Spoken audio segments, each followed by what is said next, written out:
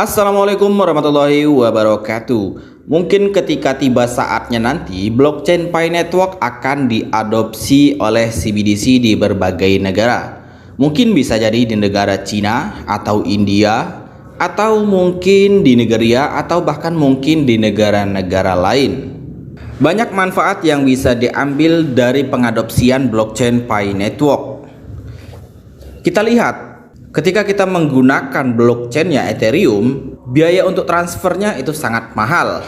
Dan mungkin blockchain Pi Network ini akan menjadi solusi di suatu saat nanti. Oke guys. Mengapa CBDC aktif dan berjalan di blockchain Pi Network? CBDC, mata uang digital bank sentral, adalah mata uang digital yang diterbitkan dan diatur oleh bank sentral suatu negara. Menjalankan CBDC di blockchain Pi Network, mata uang kripto dan jejaring sosial yang populer dapat menawarkan sejumlah manfaat sebagai berikut. Oke teman-teman, jadi di sini ada beberapa manfaat dari penggunaan blockchain Pi Network ya untuk pembangunan CBDC dibandingkan dengan blockchain Ethereum, Bitcoin, kemudian Polygon, kemudian Tron ya. Nah, di sini ada beberapa manfaatnya guys. Oke, untuk yang pertama di sini adalah penghematan biaya. Oke, mari kita lihat bersama-sama guys. Menggunakan blockchain Pi Network dapat mengurangi biaya yang terkait dengan sistem pembayaran tradisional. Teknologi blockchain dapat menghilangkan sebagian besar perantara dan meminimalkan biaya yang terlibat karena penghapusan perantara. Oke teman-teman. Jadi mungkin blockchain Pi Network ini mungkin biaya gasnya mungkin paling murah ya teman-teman ya dibandingkan dengan Ethereum. Ethereum saja biaya transaksinya agak mahal ya teman-teman ya. Kemudian Binance itu BSC agak mahal juga. Tron masih termasuk agak murah ya. Kemudian Matic ini ya lumayan murah ya teman-teman ya dibandingkan dengan Tron atau BSC ya. Oke. Kemudian di sini manfaat yang kedua adalah transparansi tinggi. Jaringan blockchain Pi Network sangat transparan, memungkinkan semua transaksi dicatat secara publik dan tidak dapat diubah.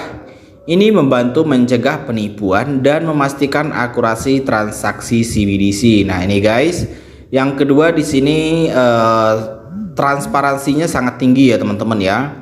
Kemudian semua transaksi itu dicatat secara publik dan tidak bisa diubah. Kenapa CBDC harus menggunakan blockchain guys? Nah, di sini di blockchain ini aman ya teman-teman ya.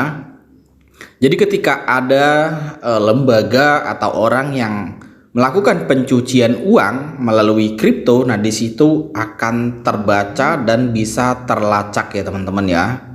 Oke, kemudian yang ketiga di sini keselamatan dan keamanan.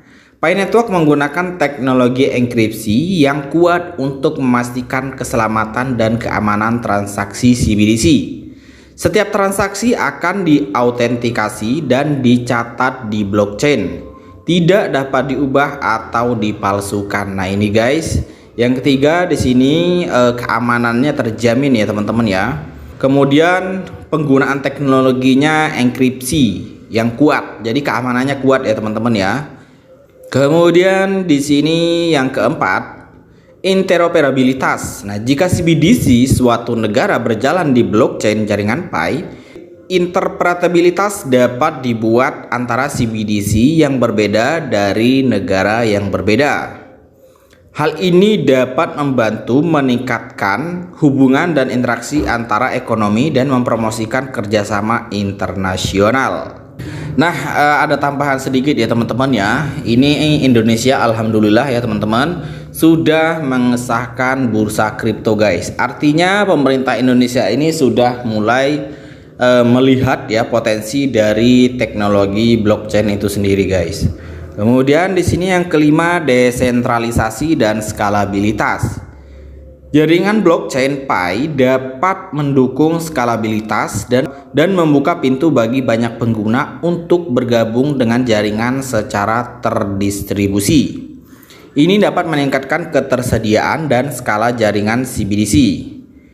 Jika suatu negara berjalan pada blockchain Pi Network, interoperabilitas dapat dibuat antara CBDC yang berbeda dari negara yang berbeda. Oke guys, di sini diulang lagi guys, ternyata di sini ya.